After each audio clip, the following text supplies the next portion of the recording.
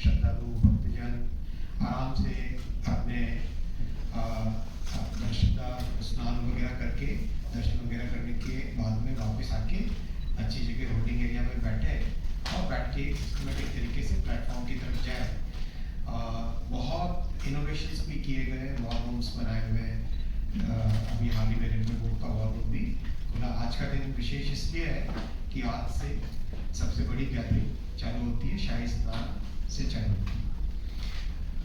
साथ ही साथ साथियों, रेलवे का दिल्ली प्रदेश की तरफ भी बहुत बड़ा डेवलपमेंट का काम चल रहा है।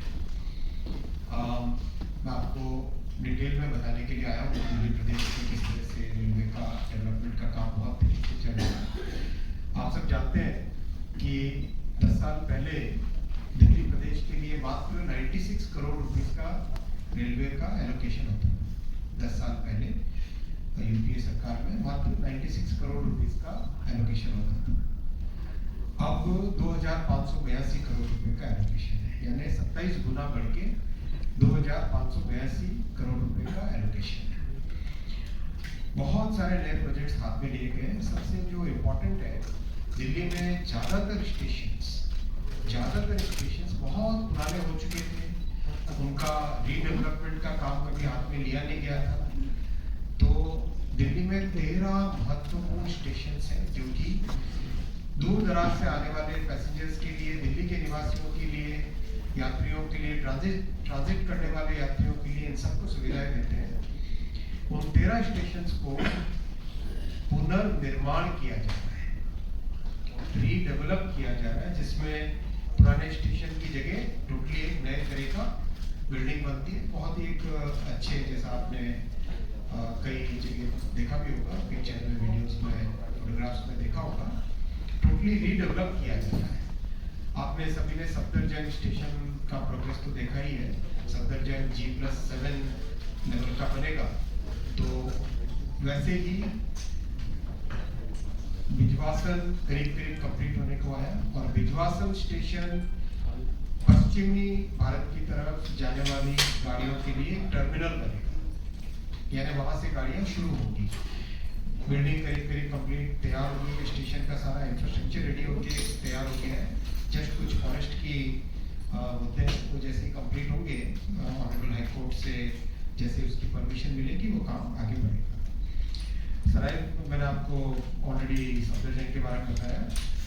हजरत निजामुद्दीन जो कि साउथ की तरफ जाने वाली गाड़ियों के लिए बहुत इंपॉर्टेंट स्टेशन है, उसको एक मेगा टर्मिनल की तरह डेवलप किया जा रहा है, जिससे कि एक तो नई दिल्ली की तरफ आने वाला कंजेशन कम हो और दूसरा हजरत निजामुद्दीन की लोकेशन इस तरह से है कि ऑटोमेटिकली साउथ की तरफ जाने के लिए उसकी एक ओरिएंटेशन है।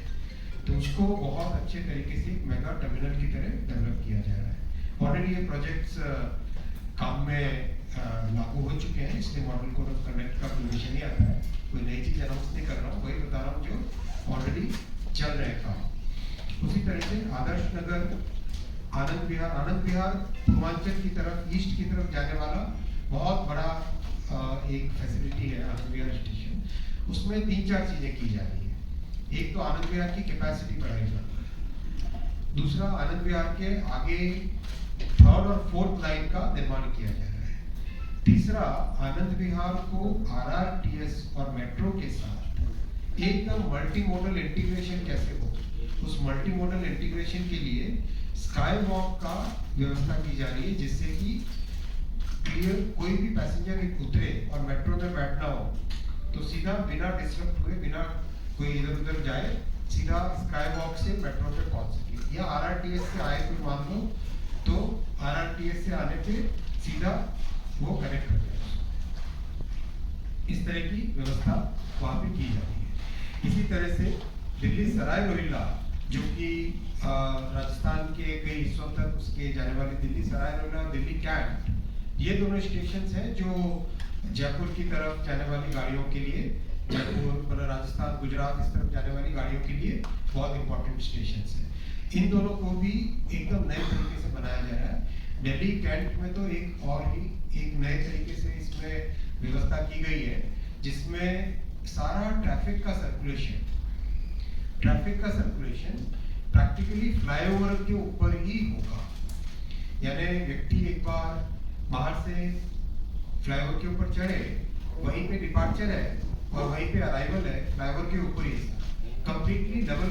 जैसे +1 जो लेवल होता है ना, फर्स्ट फ्लोर पे ही सारा का सारा, यानी वहाँ पे जमीन की कमी बहुत थी, वहाँ पे लैंड अवेलेबिलिटी सीरियसली कंस्ट्रेंट थी। इसलिए वहाँ पे डिजाइन इस तरह से किया गया कि टोटली प्लेटफॉर्म को एक तरीके से फर्स्ट फ्लोर पे ले आए, जिससे कि कंप्लीट सर्कुलेशन फर्स्ट फ्लोर पे ही होगा। मतलब गाड़ी वहीं पे अपने यात्रियों को उतारेगी और फिर बाद में गाड़ी मतलब कार से जो भी आए, ऑनली या 2 व्हीलर से आए, 3 व्हीलर से आए, फर्स्ट फ्लोर के लेवल पे ही सर्कुलेट करके चले गए वहाँ से।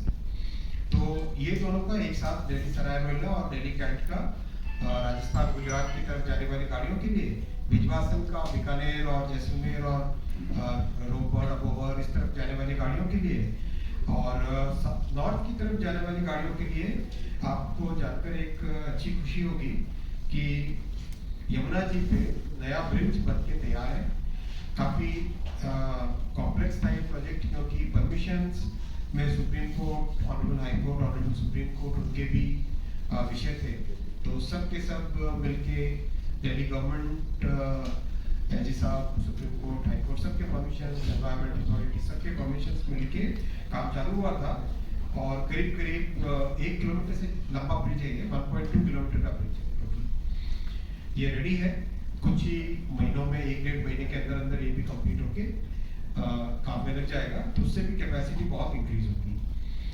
ओवरऑल मैं आपको ये बताना चाहता था कि दिल्ली भारत की राजधानी होने के कारण यहाँ पर आने वाले यात्रियों की संख्या और यहाँ से जाने वाले यात्रियों की संख्या, प्लस जो ट्रांजिट में रहने वाले पैसेंजर्स की बहुत बड़ी संख्या है।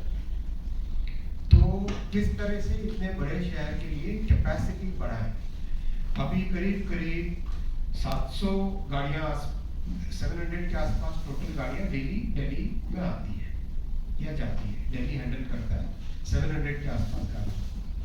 कैसे इसको 1000 तक पहुँचाए, कैसे इसको 1200 तक पहुँचाए, कैसे इसको 1400 तक पहुँचाए, ये पूरी कंप्लीट मास्टर प्लानिंग बन रही है, जिससे कि आने वाले 20-30 साल तक दिल्ली में कंजेशन न रहे और आराम से नई गाड़ियाँ चालू कर सके। खासकर ईस्टर्न सेक्टर में जाने के लिए, यूपी में, बिहार में, झारखंड में, वेस्ट बंगाल में, उड़ीसा के लिए, छत्तीसगढ़, जितना भी लोगों का डिमांड आता है और जो साउथ के लिए गाड़ियों की डिमांड आती है। तो ओवरऑल एक पूरा मास्टर प्लान बना के एक प्रॉपर सिस्टमेटिक साइंटिफिक तरीके से कैपेसिटी को बढ़ाने का काम इसमें किया जा रहा है और इसके अच्छे रिजल्ट्स भी आ रहे हैं। और ये जो स्टेप बाय स्टेप कई सारे प्रोजेक्ट्स मैंने आपको बताए, ये सारे उसी बड़े मास्टर प्लान का हिस्सा है। उस पूरे बड़े मास्टर प्लान में ये डिफरेंट कंपोनेंट्स हैं। साथ ही साथ दो आपको जानकारी होगी कि western dedicated freight corridor complete हुआ है, उससे भी दिल्ली का कंजेशन काफी कम हुआ है। यानी गाजियाबाद, इधर जो मेरठ, हापुड़, गाजियाबाद की तरफ से जो गाड़ियाँ आती थी, मालगाड़ियाँ, वो पहले दिल्ली के अंदर से होते हुए जाती थी। अब दिल्ली के बाहरी बाहर उनका मूवमेंट हो जाता है। इसी तरह से पश्चिमी साइड में, वेस्टर्न साइड में एक ऑर्बिटल रेल बनाई जाती है। ऑर्बिटल रेल, ये आप अगर नक्शे से देखोगे, ये नक्शे पे आप देखोगे पाटली स्टेशन है, पाटली स्टेशन से सोनीपत के पास में हरसाना कला, ये ऑर्बिटल रेल है।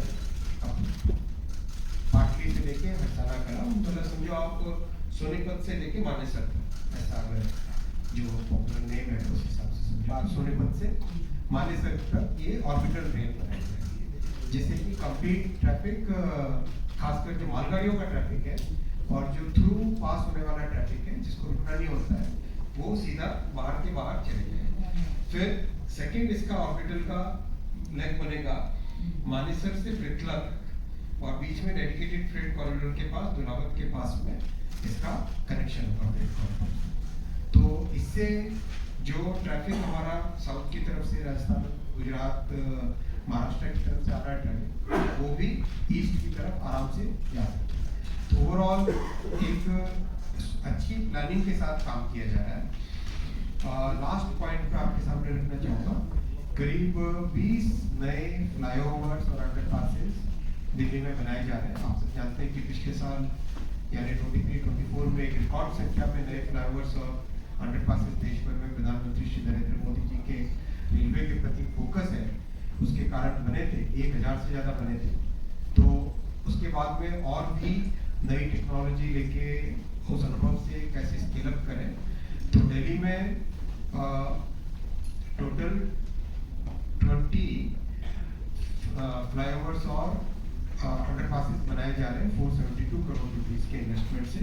और इसमें कुछ ऐसे अच्छे इनोवेशंस भी हुए जो लोगों की डिमांड पे आए थे। 3 ऐसी भी जगह जहाँ पे एक नए डिजाइन का फ्लाईओवर बना है, जो कि बेसिकली जिसमें 2 व्हीलर्स और 3 व्हीलर्स भी जा सकते हैं। फुटओवर ब्रिज का एक नया डिजाइन बना है। फुटओवर ब्रिज नहीं, वो बेसिकली उसको मिनी ब्रिज भी कहा जा सकता है, दे सकते हैं। लेकिन उसमें 3 व्हीलर्स और 2 व्हीलर्स आराम से जा सकते हैं और व्यक्ति पैदल भी आराम से जा सकते हैं। कुछ साइट के फोटोग्राफ्स बताना चाहूँगा। ये ओवरऑल आपके सामने मैं रखना चाहता था कि किस तरह से रेलवे का दिल्ली के विकास में बहुत बड़ा ओवरऑल एक रहेगा। साथ ही साथ जो रेलवे की कॉलोनीज में रहने वाले हमारे कर्मचारी हैं, उनके लिए भी एक रेगुलर मैकेनिज्म बना है, जिसमें उनकी कंप्लेंट्स एवरी वीक एक सीनियर लोगों की टीम बैठती है, उनकी प्रॉब्लम सुन के सॉल्व करने का। ओवरऑल ये विजवासन का डिजाइन है। ये विजवासन स्टेशन का डिजाइन है, कंप्लीट किस तरह से बन रहा है और करीब बन के रेडी हो चुका है ये। जैसे ही ये इसका साइड फोटोग्राफ है कॉन्कोर्स लेवल तक का, अभी जो काम चल रहा है साइड, मतलब मेजर जो टेक्निकल काम है वो सारे कंप्लीट हो चुके हैं इसके। और स्ट्रक्चरल स्टील के काम और ये सब करीब करीब ये सफदरजंग की बिल्डिंग का एग्जिस्टिंग जो काम हो चुका है, कंप्लीट होकर करीब हुआ। और साथ ही कई सारे ऑफिसेस के लिए जो स्पेस बनेगी सफदरजंग में, वो इस तरह की बनेगी।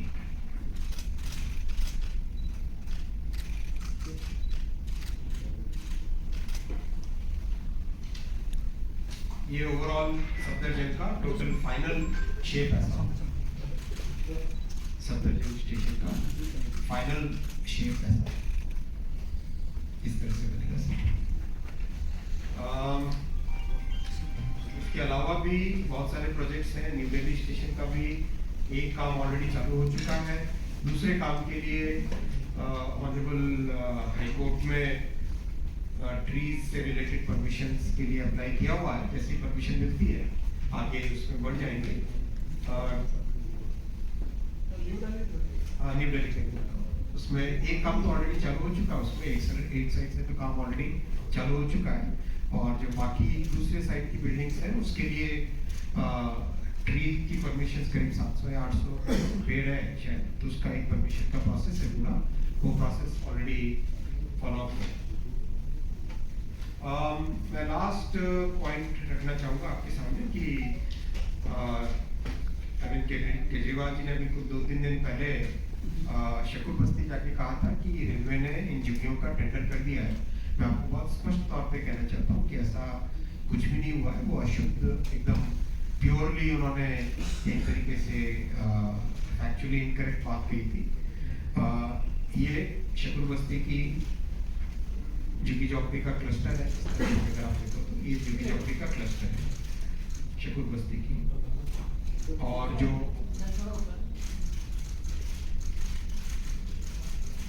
जिस प्रोजेक्ट की वो बात कर रहे थे, जिसका उन्होंने कहा कि शकूर बस्ती का टेंडर किया, ऐसा नहीं है। ये एक खाली पड़ी हुई जमीन है जिसको शकूर बस्ती के हिसाब से, स्टेशन के हिसाब से यहाँ पे डेवलपमेंट इसका किया है। वो टोटली भ्रामक बात थी, एकदम मिस इन्फॉर्मेशन। थैंक यू दोस्तों, आप सबको एक बार फिर मकर संक्रांति की बहुत बहुत शुभकामनाएं।